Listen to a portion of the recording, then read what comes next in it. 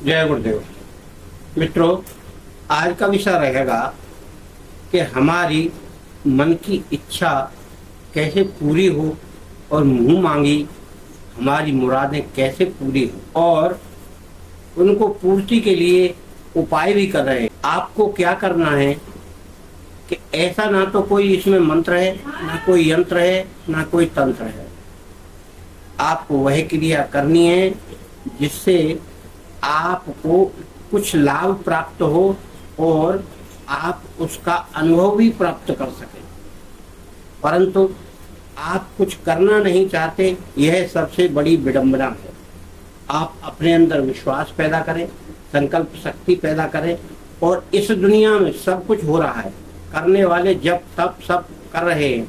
आप करना नहीं चाह रहे, यह आपकी इच्छा है, परंतु आपको कुछ ना कुछ तो करना पड़ेगा। अगर यह कार्य नहीं करोगे तो आपको कर्म तो करना ही है अपने जीवन यापन के लिए। अगर कर्म भी नहीं करोगे फिर जियोगे कैसे?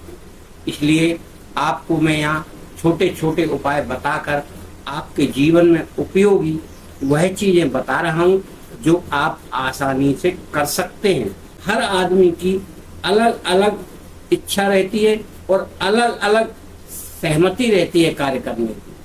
ऐसा नहीं है कि कोई आदमी मंत्र जाप कर रहा है तो आप भी मंत्र जाप करें, आप कोई दूसरा तंत्र जाप करें, आप कोई क्रिया योग करें, आप कोई ऐसा कार्य करें जिससे आपको साक्षात लाभ हो, कोई कर्म करें जिससे आपको उसका लाभ प्राप्त हो। तो मित्रों, आपको करना तो कुछ ना कुछ है। इस बात को आप भूल जाइए कि मैं कुछ ना करूं और कुछ मुझे मिल जाए। यह हमेशा भ्रम है कि बिना करे हुए कुछ प्राप्त हो जाए। सभी को कुछ ना कुछ करना होता है। अब आपको इसमें क्या करना है? ना इसमें कोई मंत्र है, ना तंत्र है, ना यंत्र है। आप दैनिक क्रिया से निवृत्त होकर जिस तरह से आप अपने बिस्तर पर सोते हैं तो अपने इष्ट देव का, गुरुदेव का नाम लेकर आप सो जाइए। बड़ी आराम से नींद लीजिए और कोशिश करिए जल्दी उठने की। सूर्य निकलने से पहले 4-5 बजे उठें। ठंडी ठंडी हवा उस समय लगती है। उठकर आपको पूर्व साइड मुख करना है। पूर्व साइड मुख करके आप अपनी दोनों हथेलियों को ऐसे मिला लीजिए और उन्हें देखते रहिए। उनकी रेखाओं को देखिए। आप ऊपर से लेके नीचे तक आप रेखाओं को ध्यान करिए। फिर इस हाथ को ध्यान करिए और ध्यान करते हुए आपको कम से कम 5 मिनट तक हर रेखा को देखना है, गौर देखना है। और देखते हुए अपनी कोई एक प्रबल इच्छा हो उसे कहना है कि मेरी यह इच्छा पूर्ति होना चाहिए।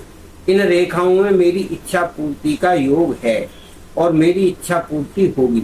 इस प्रकार की आपको बात हथेलियों के सामने कहना है, गुप्त रूप से, यानी धीमे धीमे कहना है, किसी को सुनाई नहीं पड़े।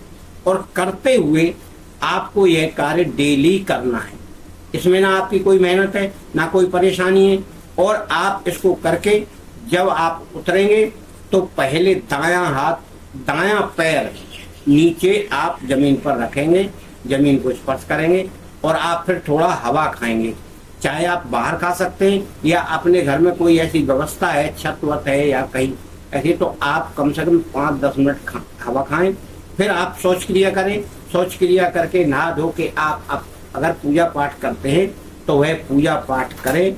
अपने इष्ट देव, गुरुदेव को, इष्ट देव को, सबको प्रणाम करते हुए पूजा पाठ से निवृत्त हो जाएं। कोई जाप करना है तो जाप करें और बिंदु त्राटक करते हैं तो आप बिंदु त्राटक अवश्य करें।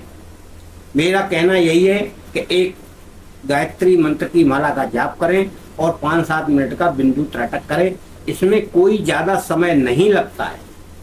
और आपने गुरु नहीं बनाया तो आप गुरु बना दें, क्योंकि गुरु की कृपा भी बहुत रहती है। आप शायद इस बात से अनभिज्ञ हैं। आप बिना गुरु के यहाँ वहां से मंत्र पकड़ के करेंगे तो उसका लाभ कम प्राप्त होगा। तो गुरु आपको उसे समझा देता है। कभी कभी आप शंका में ही पड़ जाते हैं जिसका कोई मतलब नहीं होता कि ऐसा हो गया तो अब क्या होगा, घबराने लगते हैं। तो उस क्रिया को जिसको आप कर रहे हैं उसे तो आप करते ही रहें, मगर ऐसी क्रियाओं को या ऐसी बातों को, स्वप्न की बात या वैसे संकेतों को आपको गुरु अच्छी तरह से समझा देगा और आपको अपने मार्ग पर ले आएगा और आप फिर उसी लाइन पर चलते रहेंगे जिस लाइन पर आप चलना चाहते हैं और चल रहे हैं। आपको शांति प्राप्त होगी। आप अपने मन में संकल्प लेकर कार्य करेंगे तो संपूर्ण होगा। इस क्रिया को आप करिए। मेरी शुभकामनाएं आपके साथ।